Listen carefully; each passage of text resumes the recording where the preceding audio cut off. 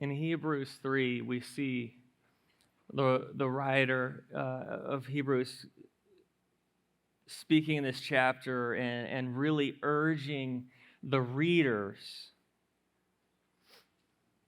to be faithful and to understand that we need to seek after God, that we need to diligently come to Him and seek after Him and come before Him and not grow lax or comfortable in who He is or what He's done for us.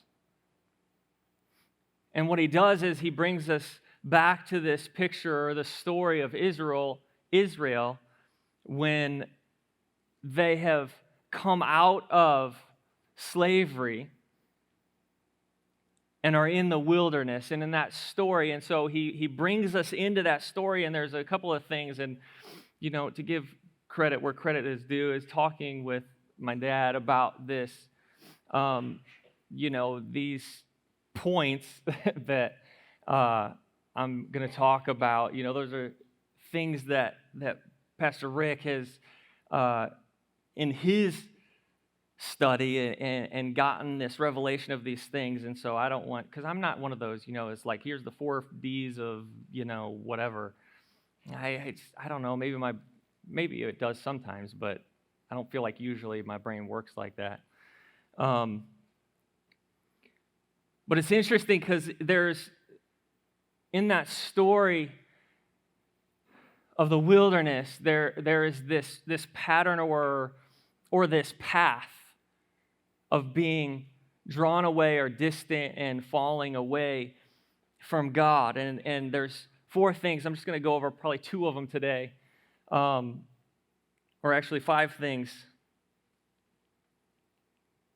And number 1 is devotion. This is the point where we come into our relationship with God and where we should be continually as God is building and growing us, is this place of devotion to Him. But in this story, we see that they go from devotion to being distant, and then discontent to disobedient, and then ending up with a diverted devotion, which is basically worshiping other idols. So it's this path, this walking away from your first love, walking away from that devotion that we once had. When we and we are all susceptible to this, no matter who we are, whether we're a pastor, minister, leader, it doesn't matter. We all are in the place of being susceptible to falling away from this first love, from our first love and God and who He is. And I don't want to do that.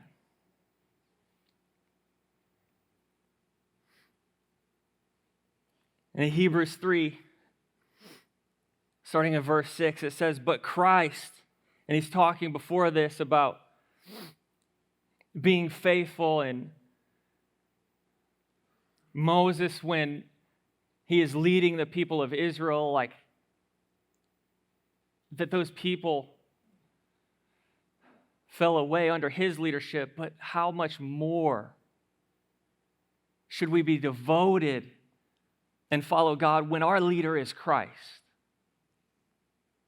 And we don't have Moses, who is, a man that's been brought up to this place of leadership. We have Christ, who is God, as our leader.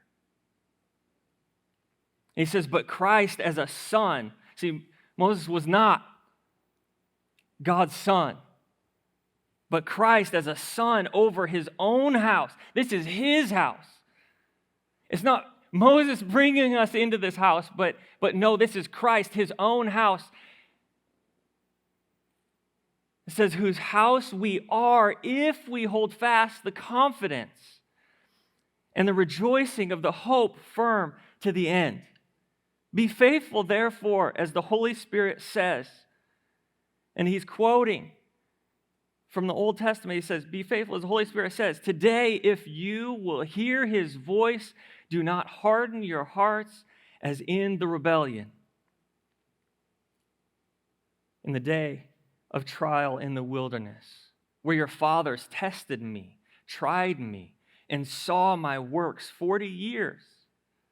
Therefore, I was angry with that generation and said, they always go astray in their heart, and they have not known my ways. So I swore in my wrath, they shall not enter my rest.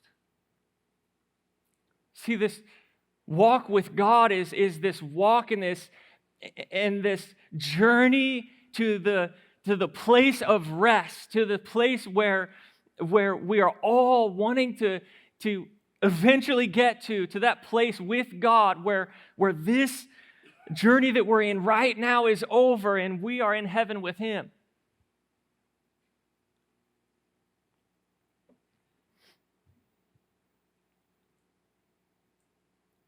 But God has given us a picture and a piece of that rest right now because of what Christ has done, that we get to work from rest. See, when we work our job, we're working, however many hours a week, Monday through Friday, to get to a place where we can rest. But that's not what it's like with Christ. Because of what he's done, we should start in a place of rest. Resting in who he is, being confident, knowing who he is, that I cannot strive or struggle, but be at rest in who he is. Now, that doesn't mean that I don't have to walk and seek after him, or we don't have to work in that. It just means that we can start in a place of resting in the confidence of who God is and what he's done for us. But he says here, we're a house Christ is building. He says, did you see that? There's like this little qualifier.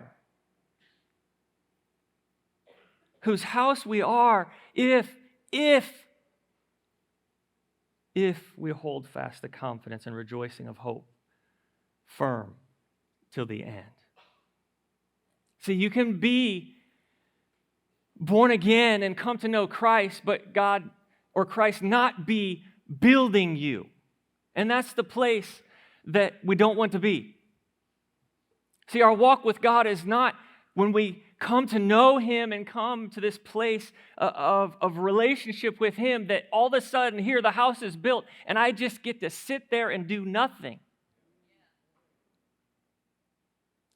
Yes, he saves us. Yes, he redeems us. Yes, he justifies us. But really what that is the foundation of what we are being built upon. But then our walk with God is a being built into who he has created us to be. Continually walking with him, allowing him to do in us what he wants to do, and allowing him to work and get out the mess and put the good stuff in and build the strengths here and the things that we walk through, or challenges, or the pressing that we feel from him, that is the building and the laying brick after brick to build us as we walk with him. If we hold fast.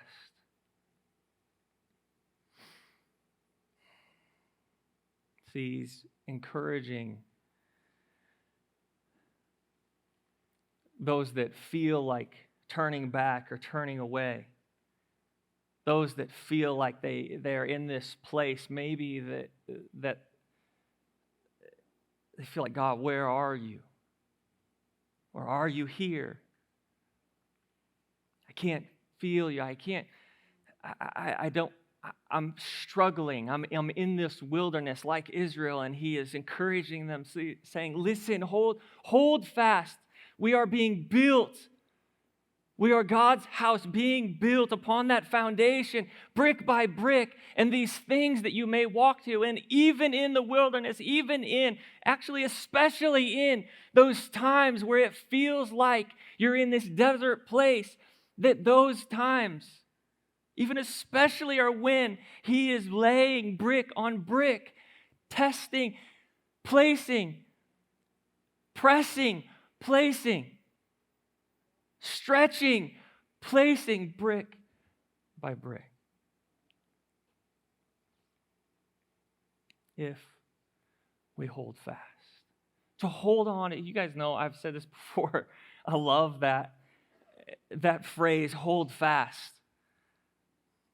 And, they say it's an old sailor phrase, and I've said this before, but it's not. It's an old Bible phrase. Because it was used there first. Hold fast. If we hold fast to the confidence, if we hold fast on to Christ and the understanding of who He is, even in that time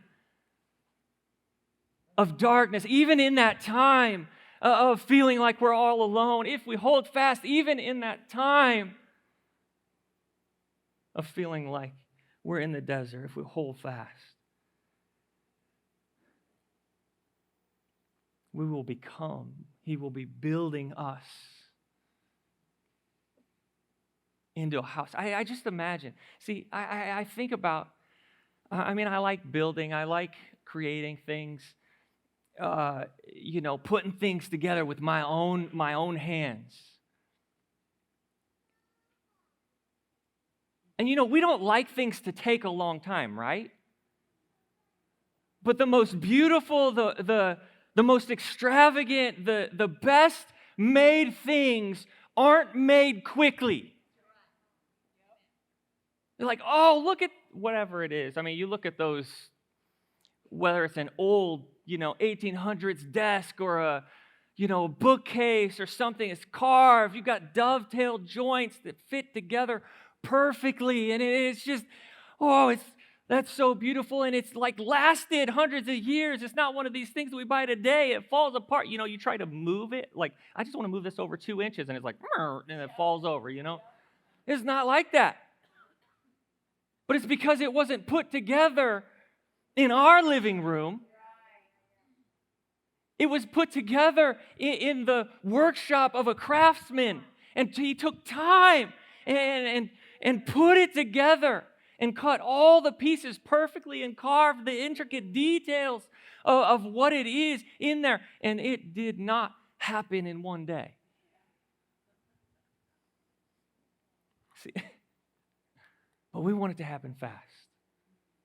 We want it to just like, yeah, God, make me that beautiful thing, that thing that will last and have that strength and stability. Just do it right now that I can walk down tomorrow. It's just there. But He says, no, I'm going to continue to carve and work on you and make you more and more beautiful each and every day. And even in those times, see, because those times that we feel like there's the struggle, there's maybe I feel distant from you, God, I'm not hearing what you're speaking to me, or I feel so far away. In those times, see, the times when things are going great and we feel like we're doing really awesome and God's speaking, those times we can tend to get weaker. Because we're just enjoying those things that God has done in us or for us. And we tend to stop. And I've said this before, Pastor Rick said this before, we don't stay. We're either moving forward or we're moving backward. So the point is, you can't stop. You say, God, these are incredible things you've done in my life, what you've done for me and in me, and I rejoice in those, and I give you the honor and glory for those. And then you step the next day and don't say, now I'm finished. You say, God, work on me more. You say, God, build more in me.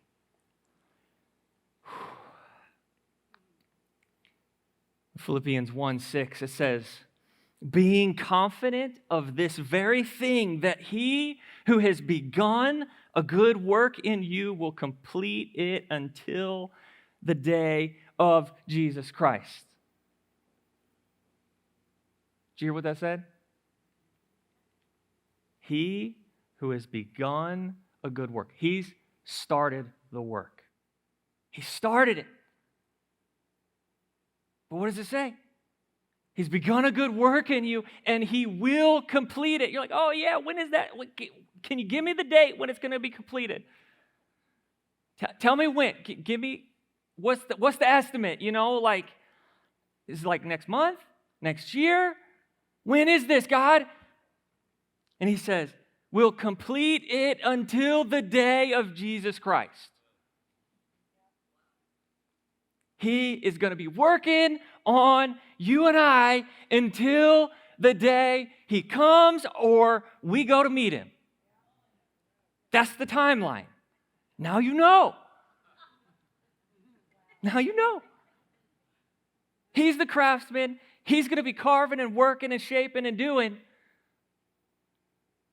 until we meet him. In 1 Peter 2:5, it says, you also, as living stones, we are living stones, are being built up a spiritual house, a holy priesthood, to offer up spiritual sacrifices acceptable to God through Jesus Christ. What he's building is a place that there can be sacrifices made, not, you know, and yes, we do need to make sacrifices, but what I'm saying, it's that offering to him, worshiping him. He's building us and placing us stone by stone so that we can be his church.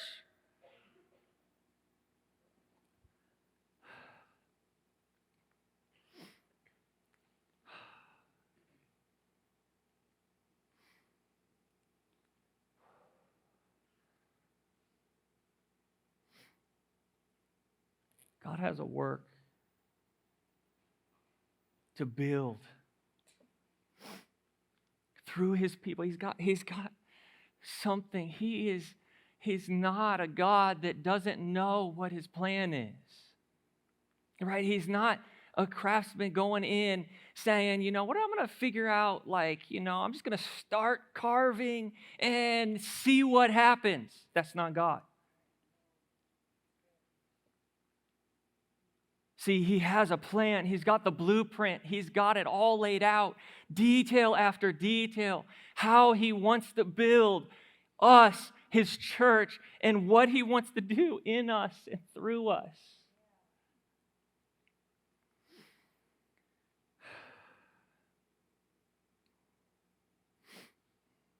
See, victory is won. See, you got to understand the victory is won. See, Christ's work is finished. What he has done for us, that work is finished. It's through. It's done. We don't have to ask him to do more, but the work that he's doing in us is not. See, his work's finished. Ours isn't. And that's why we can come to this place of rest and working out of rest, because his work's finished. And that is where we find our rest, that we can step out into doing what he's called us to do. Step out the next day into saying, God, you got to carve on me. You got to do something in me. Don't let me stay the same. Make me more beautiful. Make me stronger. Make me more, pliable and rigid. And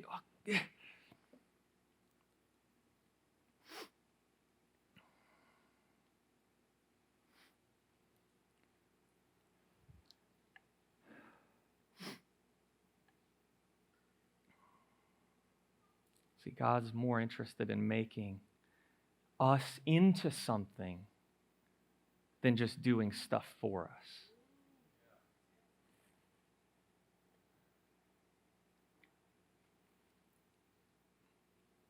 See, doing stuff for us instead of stuff in us creates a different type of a person. Now, he does stuff for us. Don't get me wrong. Like he by his mercy, like we sang today, comes and brings healing and blesses and does these things for us by his mercy. But in our lives and in our walk and in who we are, he is more interested in doing something in us instead of for us.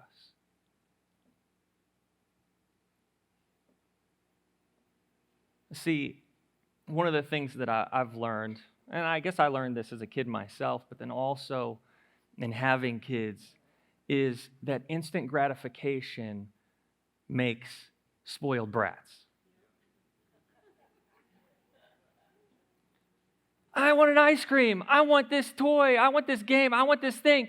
And sometimes, and this is, look, kind of a good picture of what God does with us, because sometimes he does just give, but he does not always just give. Sometimes Pastor Tori and I will say, yes, here, we'll buy that for you. But we do not do it all the time. Because if we did it all the time, our kids would be the biggest brats you've ever seen. I know you guys have seen some of those kids. Instant gratification produces spoiled brats. Now take that into our walk with God and say, whenever I'm thinking, God, will you just do this? And he's saying, not today, because I don't want you to be a spoiled brat. Not today, because if he did that immediately in us, did that work and changed us fully, and we are, right, like I said, we're being built, placed brick by brick. If that happened all at once and we didn't have to go through any kind of pressing, stretching, working, doing all these things, then we would just be there and think that we just are the thing, because we don't understand or know how it happened. We didn't go through the process if it happened immediately. Of the work being done in us and being worked in us and that time, so we would just think this is just what it is and not understand the things that he's done in us, the things that we've learned through the time and the pressure and the things that we walk through. See, I don't know about you, but I don't want to just be everything God's called me to be, but have no understanding of how I got there.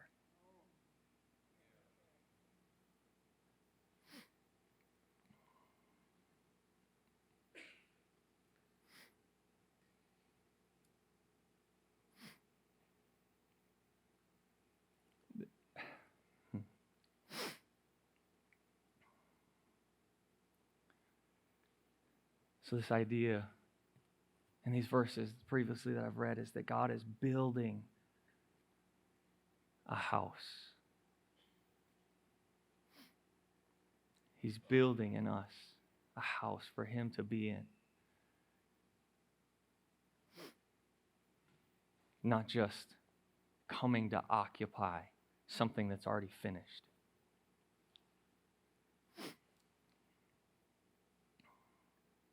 In Hebrews 3, verse 8 and 9, it says, "Do not harden your hearts as in rebellion in the day of the trial in the wilderness, where your fathers tested me, tried me, and saw my works 40 years." See, while we're believing God to bring us out and to deliver us, right? That's the place that Israel was in, that God had saved them. Right? There's this moment of salvation for Israel.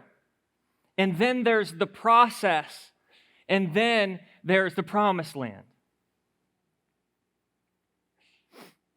So God had saved them, their salvation. And he says, now this is your walk. This is this time where I want to grow you and to help you to understand. There was devotion. Listen to this. There was devotion in Egypt. They were devoted to God in the slavery, in the being tortured and being beaten.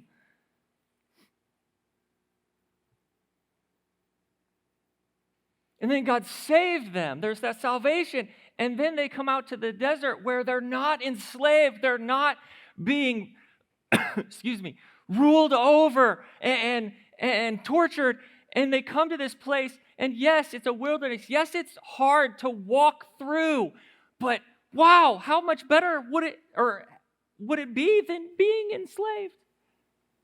Than being ruled over by Egypt and being enslaved.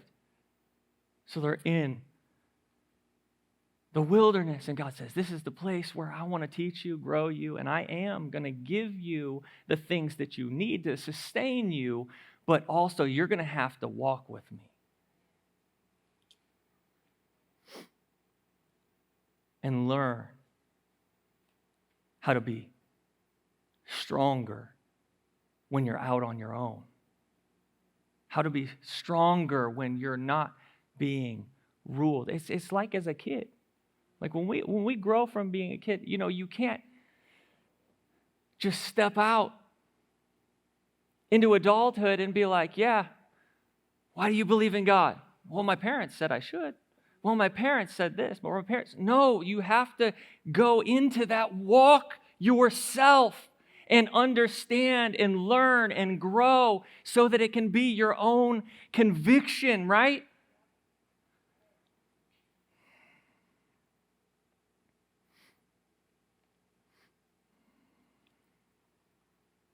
But he said that he would not let Israel enter into the promised land because of their unbelief. Unbelief is a problem, right? God was supposed to be testing them, not them testing God. But that's what ended up happening. They turned it around backwards. God was testing and saying, you're going to walk through the wilderness with me to the promised land.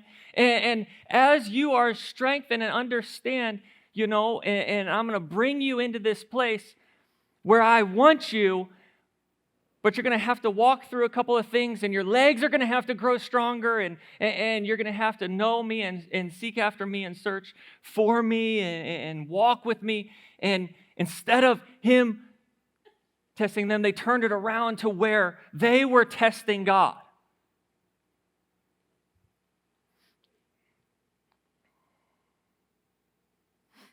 Are we testing God instead of letting him test us? Are we saying, God, if you do this,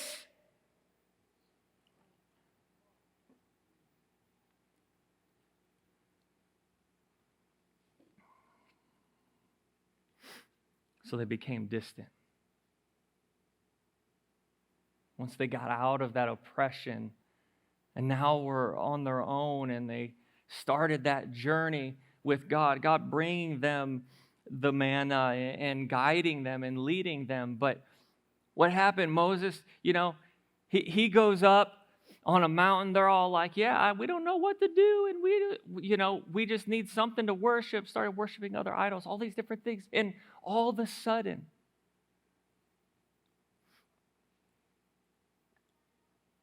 they become more and more distant from their first love.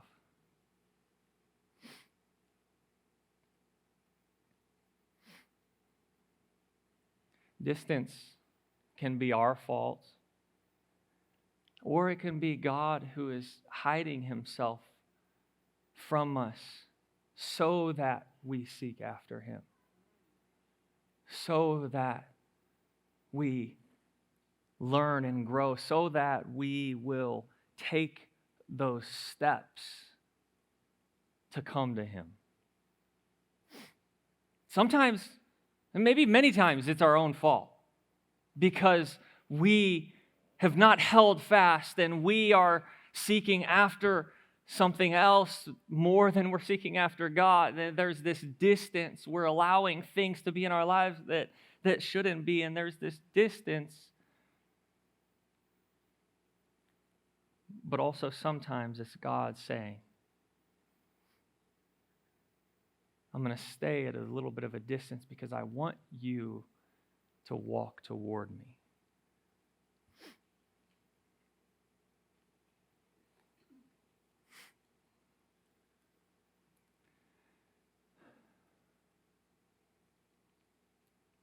And in that distance, they became discontent. They were not content. And that's not, see, we can't get complacent. It's not being content and not doing anything. But in being content means being content in who God is and faithful to Him without falling away and thinking that we need something else besides Him. They became discontent. They weren't happy with the manna. God was providing, right? He was providing them with food. And I don't know exactly what it was like. It was like oatmeal, like mush or something. Maybe I might get a little tired of that too. But God was sustaining them. This manna that they had, that God provided for them. Listen, to think that because it was from God, it didn't matter what it was going to be everything that they needed. Right? They said, oh, no, we need meat. Because it's what I'm giving you. It has every nutrient, every little thing that you possibly could need that will strengthen your body and will give you the strength to move on with me. But they became discontent. God, you're not doing it the way that we want. God, we don't want the food that you're giving to us. We want something different. I say, oh man, I can't believe they were doing that. But how many times do we do the same thing? Whenever God is, it feels like He's a little bit further away, and then we're just like, you know what happens? We start grumbling. We start complaining. We start getting frustrated with every little thing that was no issue at all before. And it's not because that thing is an issue, but it's because we're not in the place of holding fast to God and knowing that it doesn't matter what it is, that He is the one that sustains us. Not the manna, not the job, not the house, not whatever it is. It's not the thing, but it's Him that sustains us. And then when we grow further away from Him, when we walk and become distant from Him, then all this stuff becomes an issue because we've forgotten that He's the one and it's not the thing. Now the thing becomes an issue. So they were discontent.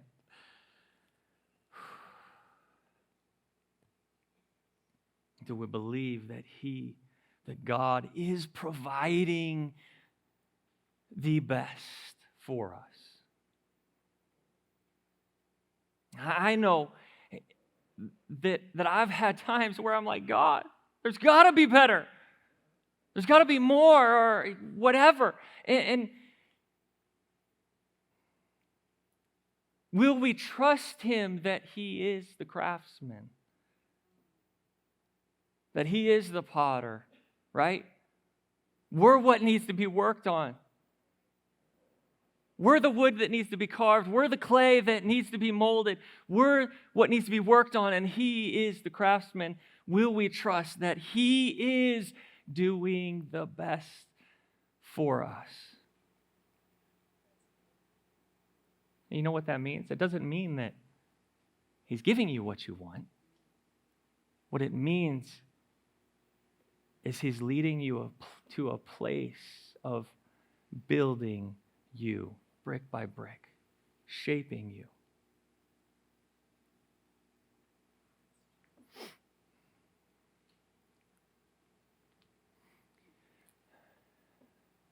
And the prescription for this distance and being discontent that comes from distance is to seek after him wholeheartedly. I know it's hard, and I know Pastor Rick's told stories of different times when he felt like it was so hard. And this one story is like whenever he was really sick and he was having trouble to really just form thoughts and pray and all these things. I'm not going to tell his story, but God was just like, just speak to me whatever you can. Just pray whatever you can. See, we get tied up in this thing of saying, I don't know exactly how to pray. Just pray. Just call out his name. Just say, I love you. More will come. But the point is you have to just seek. In Song of Songs, Song of Solomon 3, starting in verse 1, it has the story of the Shulamite woman, and it's a picture of us and God, right? That God is the lover and the one that is to be sought after, and the woman is the church, or is us as individuals, that we are that woman, and what is needed is that we need to seek, right? In verse 1, it says, by night, on my bed, I sought the one I love.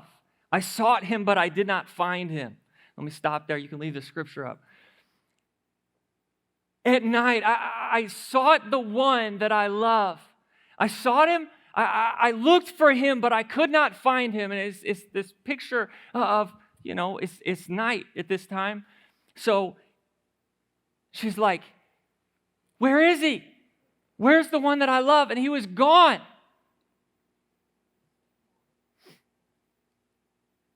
But the point is she started out not, maybe he'll come back.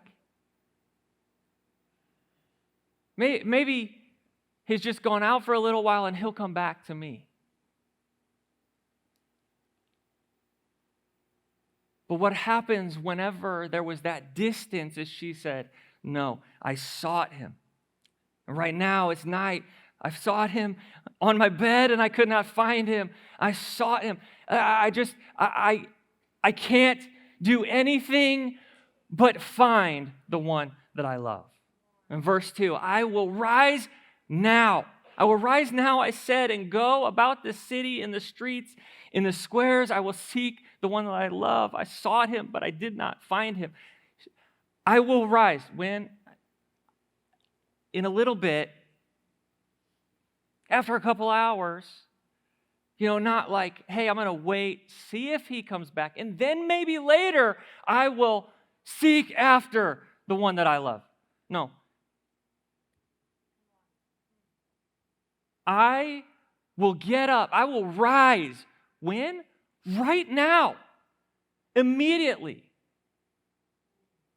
At the moment of realizing that there's some distance or that we cannot find the one that we love. The moment that we feel that, what needs to happen is, and what she says is like, I will rise right now. I'm going to get up. I'm going to get up and I'm going to go around the city. I'm going to look in every nook and cranny and crevice and every place to see if I can find. I'm not going to stand still and wait to see if he comes back or if he will talk to me. But what I'm going to do is I'm going to get up and go and find the one that I love. I have to seek after him because I can't do anything else but seek after him because I need to find him.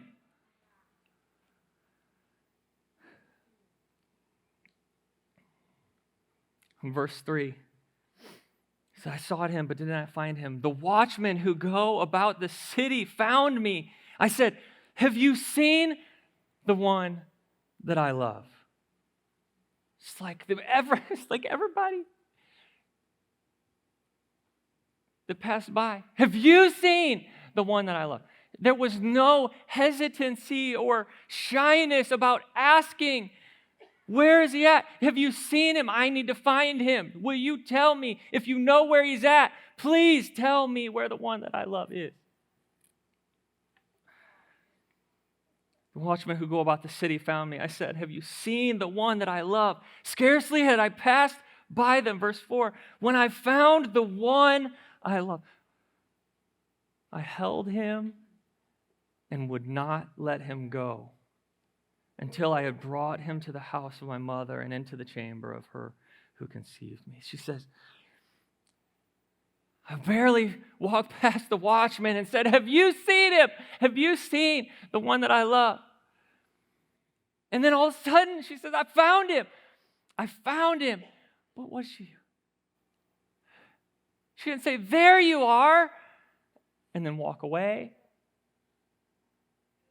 She didn't say, there you are, and then say, come on, follow me. She didn't say, there you are, and do anything else, but she said, I've found you, and I am going to what? She would not let him go. Hold fast. She said, I am going. I held him and would not. I held fast. That picture, that phrase, again, I love that phrase. But is holding on for dear life. Is holding on. As the sailors would use it, it's holding on to the rigging, to the ropes, to the things, the ropes of the sails, the ropes of the deck. Because there is a stormy sea, there's waves crashing, the boats rocking. Hold fast so that you don't get knocked off the boat. That's the way they use it. Here, it's hold fast. I'm going to seek after him. I'm going to find him. She finds him and she says, I held him and I would not let him go. I'm holding fast to the one that I love. We hold fast to God when we find him. We've had to seek him, right? Day and night. Every place that we could. That the way that she found him was by getting up and going and looking every place that she could. And saying, I'm not going to stop looking until I find him. So in those places of distance, we feel like he's far away. Maybe it's because of our own doing. Maybe it's because he's hiding himself from you for a moment. But will we rise up and say, I'm going to go now? In that scripture in Hebrews, it says today. Today.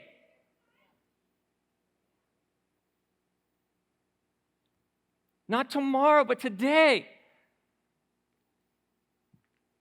But will we rise up and say, I will not stop seeking after God, seeking his voice. I will spend time with him in prayer. I will pray even when it feels hard, or even when I don't know what to say.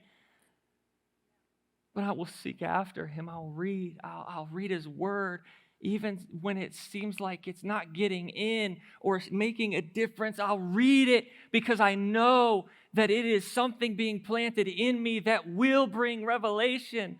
And I might not feel it now, but I'm going to read it and let it come in here because he will do the work because he does not fail.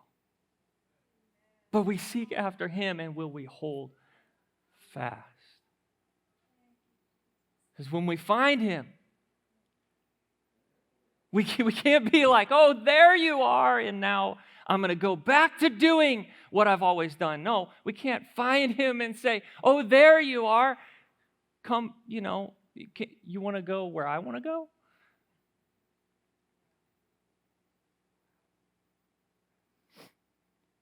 She said, grabbed hold.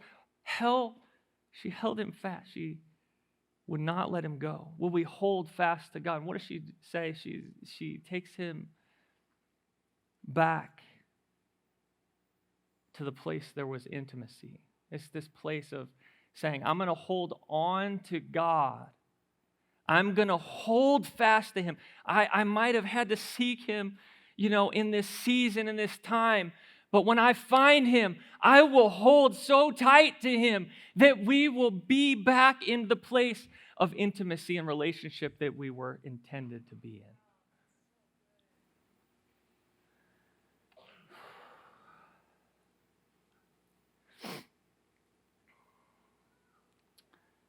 In Proverbs 4:23, it says, guard your heart above all else, for it determines the course of your life. I think I gave you the wrong reference. In the New Living Translation, it says, guard your heart above all else. Guard your heart above all else, for it determines the course of your life. In this place of coming before God and getting back to him, we have to guard our heart when we're in that place of intimacy so that things don't lead us once again astray, so that something doesn't tear us apart from him like maybe it has once before. Guard your heart. Don't let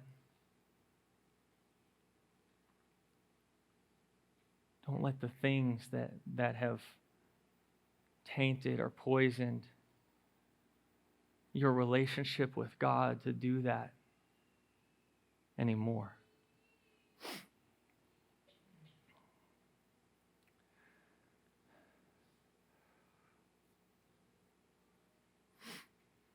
Will you stand with me?